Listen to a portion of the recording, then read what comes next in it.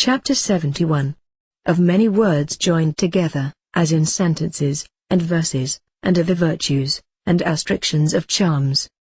Besides the virtues of words and names, there is also a greater virtue found in sentences, from the truth contained in them, which hath a very great power of impressing, changing, binding, and establishing, so that being used it doth shine the more, and being resisted is more confirmed, and consolidated, which virtue is not in simple words, but in sentences, by which anything is affirmed, or denied, of which sort are verses, enchantments, imprecations, deprecations, orations, invocations, obtestations, adjurations, conjurations, and such like. Therefore in composing verses, and orations, for attracting the virtue of any star, or deity, you must diligently consider what virtues any star contains, as also what effects, and operations, and to infer them in verses, by praising, extolling, amplifying, and setting forth those things which such a kind of star is wont to cause by way of its influence,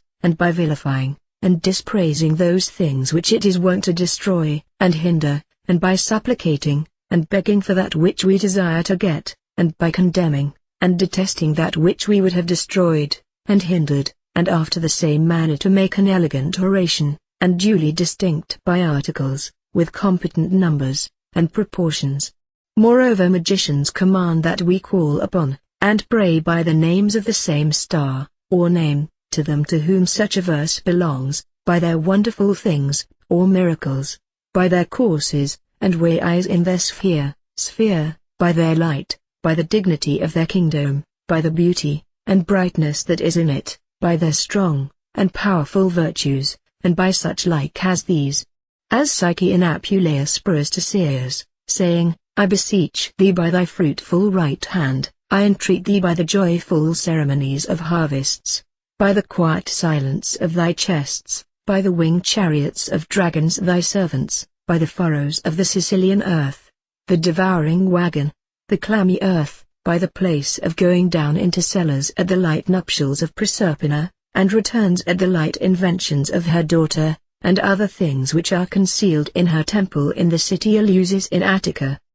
Besides, with the divers sorts of the names of the stars, they command us to call upon them by the names of the intelligencies, ruling over the stars themselves, of which we shall speak more at large in their proper place. They that desire further examples of these, let them search into the hymns of Orpheus, than which nothing is more efficacious in natural magic, if they together with their circumstances, which wise men know, be used according to a due harmony, with all attention. But to return to our purpose. Such like verses being aptly, and duly made according to the rule of the stars, and being full of signification, and meaning, and opportunely pronounced with vehement affection, as according to the number, proportion of their articles, so according to the form resulting from the articles, and by the violence of imagination, do confer a very great power in the enchanter, and sometimes transfers it upon the thing enchanted,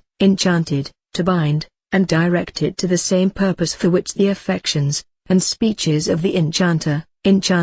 are intended. Now the instrument of enchanters,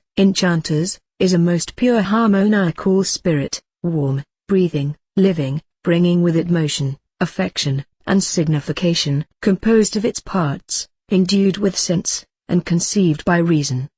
By the quality therefore of this spirit, and by the celestial similitude thereof, besides those things which have already been spoken of, verses also from the opportunity of time, receive from above most excellent virtues, and indeed more sublime, and efficacious than spirits, and vapors exhaling out of the vegetable life, out of herbs, roots, gums, aromatical things, and fumes, and such like. And therefore magicians enchanting things, are wont to blow, and breathe, upon them the words of the verse, or to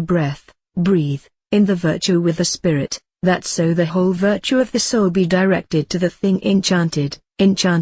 being disposed for the receiving the said virtue. And here it is to be noted, that every oration, writing, and words, as they induce accustomed emotions by their accustomed numbers, and proportions, and form, so also besides their usual order, being pronounced, or wrote backwards, more unto unusual effects,